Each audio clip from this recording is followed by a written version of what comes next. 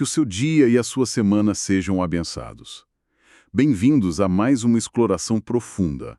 Hoje a gente vai mergulhar de cabeça em um dos conceitos mais centrais e talvez mais misteriosos da fé cristã, a encarnação. Com certeza. Nossa fonte principal é um capítulo do livro Teologia Sistemática, uma perspectiva pentecostal, do Rodman Williams. E a nossa missão aqui é desvendar essa ideia. Como é que uma única pessoa, Jesus Cristo, pode ser entendida como, assim, totalmente divina e, ao mesmo tempo, totalmente humana? É o grande paradoxo, né? É, fascinante. E o que eu acho interessante na abordagem da fonte é que ela não tenta, simplificar o mistério. Pelo contrário. Ela abraça o mistério. Exato. O autor nos convida a encará-lo de frente. Ele propõe uma análise em 3 partes, o que ajuda muito a organizar o pensamento. Certo. Primeiro, a divindade de Cristo, o Filho de Deus. Depois, a humanidade dele, o Filho do Homem.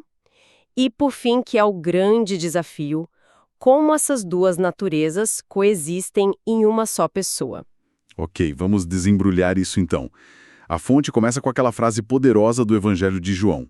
A palavra tornou-se carne. É uma ideia monumental. É cósmico. Pensar que o Criador do universo, de galáxias inteiras, veio para esse pequeno planeta como um de nós. O texto até cita uma passagem que diz: grande é o mistério da piedade. Deus foi manifestado em corpo. E qual seria o propósito por trás desse mistério todo? Olha, segundo a fonte, a finalidade da encarnação é uma só: a redenção da humanidade. Para entender isso, a gente precisa seguir essa trilha que o autor propõe. Tudo se resume àquela pergunta que o próprio Jesus fez, né? Quem vocês dizem que eu sou? A resposta para essa pergunta não é só teórica. Ela toca em questões de vida e eternidade. Então, vamos começar com o Filho de Deus.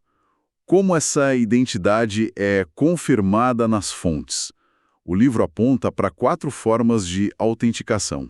A primeira é... A declaração sobrenatural. Isso. E isso é impressionante porque vem de todos os lados do espectro espiritual. Como assim? Bom, você tem o anjo falando com Maria, a voz de Deus Pai no batismo, que é o selo de aprovação máximo, digamos assim. E o que é curioso, até Satanás e os demônios se referem a Jesus como o Filho de Deus. Verdade. É como se eles não tivessem dúvida nenhuma. Exatamente. Tanto o lado benigno quanto o maligno do mundo espiritual reconheciam essa identidade, o que nos leva à segunda forma, que é a revelação pessoal. Assim, não era algo que as pessoas simplesmente deduziam. Não mesmo. O livro dá o exemplo de João Batista, que teve uma experiência reveladora no batismo de Jesus. E os primeiros discípulos, como André e Pedro, eles tiveram encontros pessoais que os levaram a declarar: achamos o Messias. Ou, como Pedro disse de forma, culminante: tu és o Cristo, o Filho do Deus vivo. Isso. E aqui é onde fica realmente interessante para mim. Jesus responde a Pedro dizendo que essa conclusão não veio da carne ou do sangue, mas foi uma revelação do Pai. O texto, então, explora a terceira via, a percepção pela fé. O exemplo clássico é o de Tomé, que precisou ver para crer. Mas Jesus elogia quem crê sem ver. Como essa fé surge?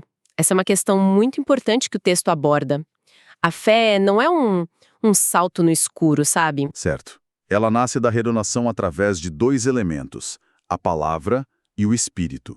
A palavra, que são as Escrituras, testemunha sobre Jesus.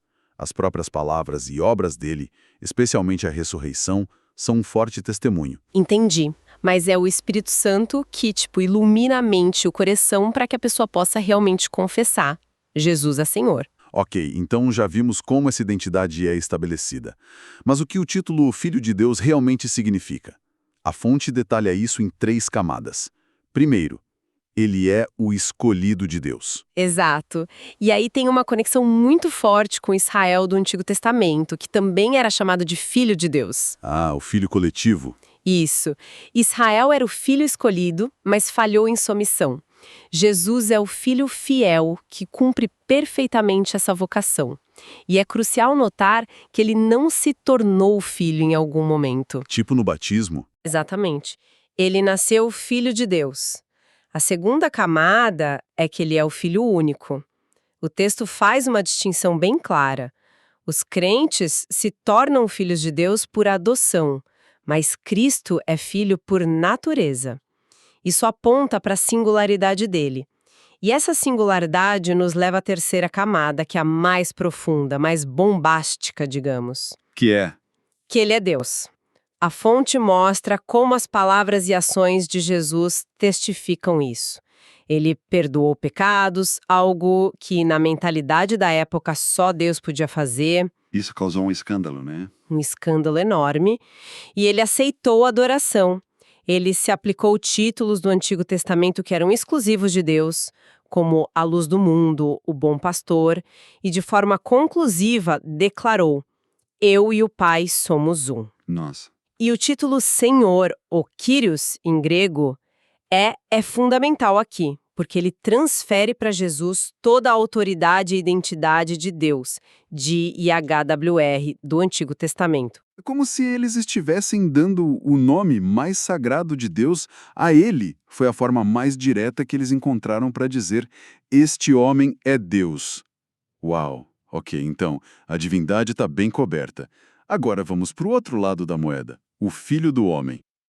É a forma como Jesus mais se referia a si mesmo.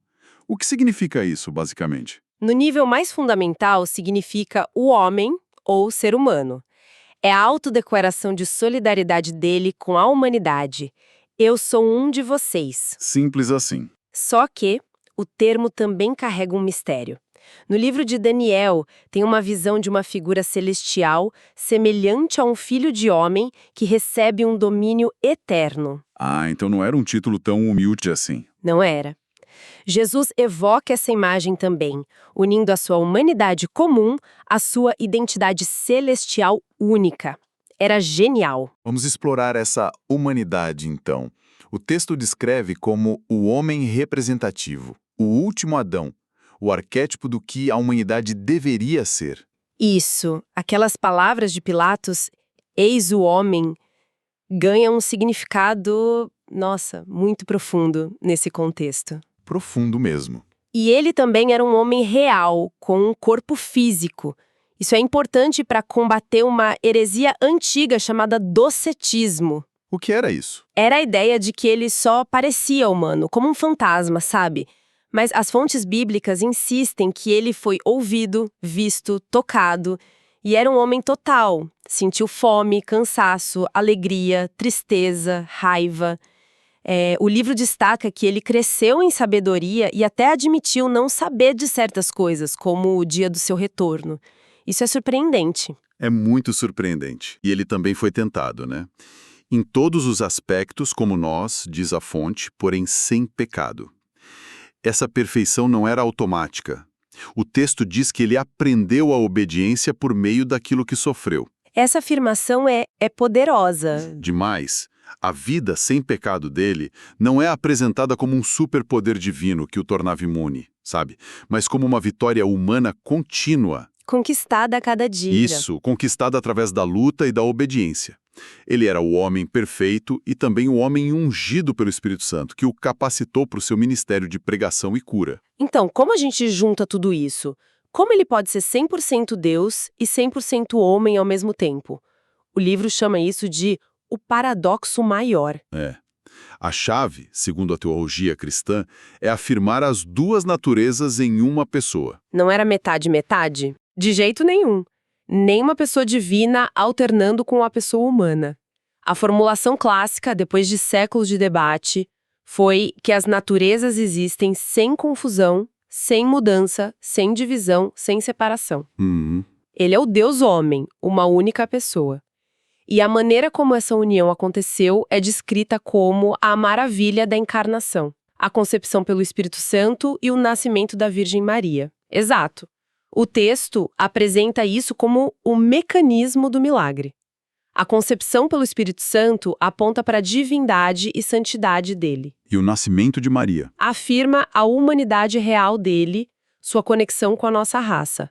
Juntos, esses dois atos são o sinal de que Deus estava fazendo algo radicalmente novo na história. Então, O que a gente tira dessa análise toda? A figura de Cristo, como apresentada na fonte, é a revelação máxima, né? Com certeza. Da natureza de Deus, da verdadeira natureza do homem e do relacionamento ideal entre os dois. Por ser Deus, ele pode salvar. Por ser homem, ele pode representar a humanidade. Isso, e por ser ambos em uma só pessoa, ele pode reconciliar os dois mundos. Ele é a ponte. Uma ponte perfeita. E aqui fica um pensamento final para a gente explorar por conta própria, algo que o texto aponta no final. Manda. A encarnação não foi um fim em si mesma. Foi um meio para estabelecer o reino de Deus. Se esse reino foi inaugurado por alguém que uniu perfeitamente o divino e o humano, o que isso nos diz sobre como esse reino se manifesta hoje? Nossa. Talvez através de pessoas que são desafiadas a viver essa mesma união em suas próprias vidas, né? Uma pergunta profunda para a gente refletir. Fiquem ligados, pois teremos um novo episódio explorando outro capítulo deste mesmo livro. Deus abençoe todos os ouvintes.